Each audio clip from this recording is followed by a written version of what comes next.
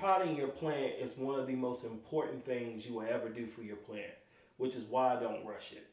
We've all been there before. We buy that plant and the first thing we want to do is come home and repot it. Before you do that, let's just think about it. This right here, for example, is a 2-inch pot. This right here is a 4-inch pot. And this one right here is a 6-inch pot. Do you see the difference in the sizes of pots?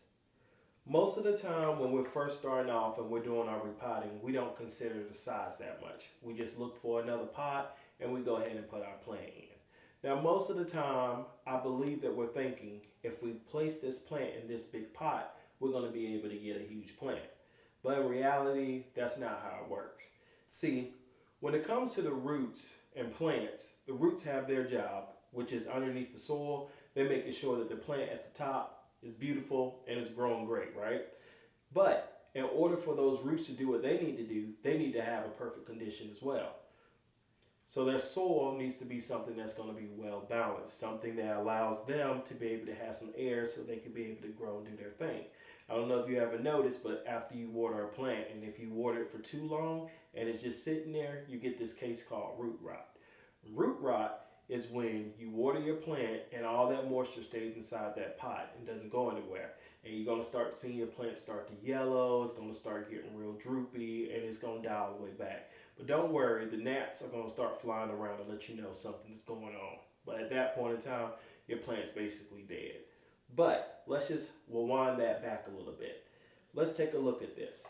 This right here is a 2-inch pot. If we was just to repot this plant inside of this pot, then it's going to spend all this time in here filling out this bin or this container, which means that up here at the top, that plant is not going to be growing at all. So that's another signal. If you do any type of repotting, like a recent repot, and that plant has been the exact size for the last 6 months, I will go ahead and just make sure that you didn't plant it in a too big pot. If so, you can repot it. I have done repottings and gone back and repotted it a week later, and the plants have came out perfectly fine. This is your time to do that. Don't be scared. And since we're on the topic of repotting, most tropical houseplants love a nice chunky airy mix. This right here is a great example. I make this one here. All I get is some perlite that's size 3, a little bit of indoor potting mix, and orchid bark. You can see the little pieces like this. All of which you can get from your local hardware store. They're going to carry it. Now, let me show you the difference between this mix that I make right here versus a mix you just get out of a bag. Now, I call this my indoor potting mix. Check this out. We all know Miracle-Gro, and this isn't a bashing moment. I actually use Miracle-Gro to make my ingredients. All of my products are Miracle-Gro except for my perlite, and if they made one this size, I will buy it too. Nothing's wrong with Miracle-Gro. You just have to learn how to make it work for you. Prime example, straight out the bag, this is the type of soil that I have.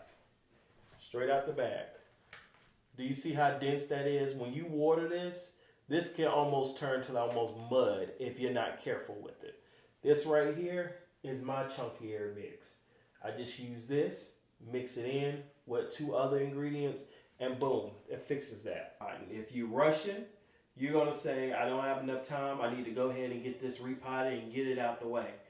If you do that, understand the risk that can come with it. Just take your time, you're just doing your repot. It's going to be a while before you have to do it again. Do a really good job, because the reflection of your repot is going to show through the plant. I'm telling you, if you go through and you just do a plant any type of way, they look like you repot them any type of way when they grow. But when the ones that you repotted with love and you start to see them really grow, you start to feel proud of your achievements. All right, so we've covered the pot size, we've covered the soil, and next, we need to cover your intuition.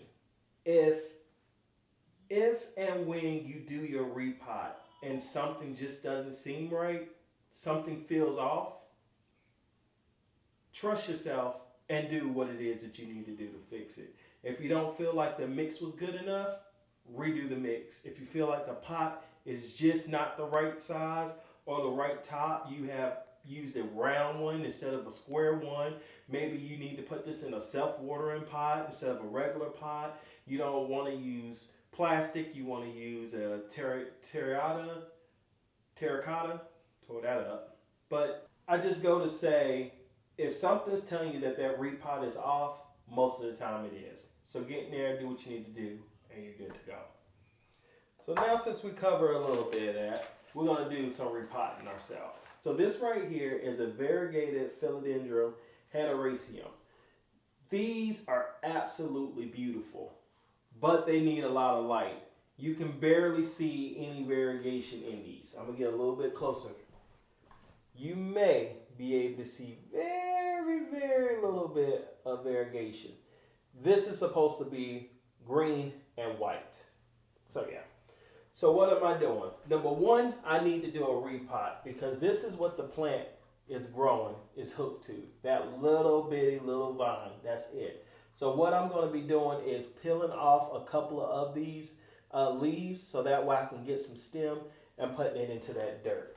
All right, so this plant is more so known as a variegated heartleaf philodendron. This plant is a classic for a reason. It's easy, it's forgiving, and it still looks high end.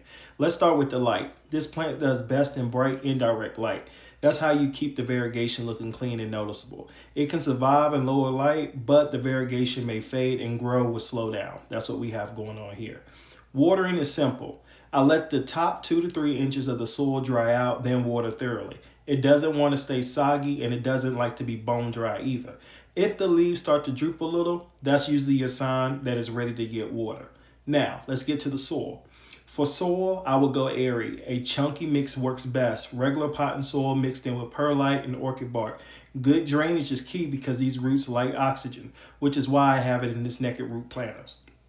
When it comes to humidity, average home humidity is totally fine. More humidity will equal bigger leaves and faster growth, but it's not a requirement.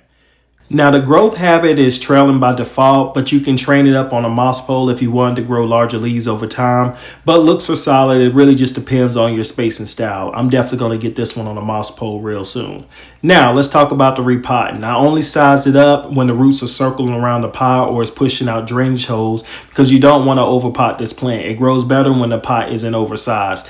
Remember, guys, I had to repot this one because it just wasn't doing good with the roots that was growing out the top. Now, price-wise, it's pretty reasonable. Most variegators are going to go for $25 to $60 depending on the size and how strong the variegation is. Now, compared to the other variegators, philodendrons, that's a win. So is it worth it? 100% yes. You get a variegation without the stress, easy to care for, fast and rewarding growth, and the plant looks just about good anywhere. This is one of those plants that grows with you. Perfect for beginners, but still appreciated by collectors. It's definitely low drama, high impact, and that's why it stays in rotation. Anyway, any questions or comments, put them down at the bottom. I appreciate y'all being here. Take care.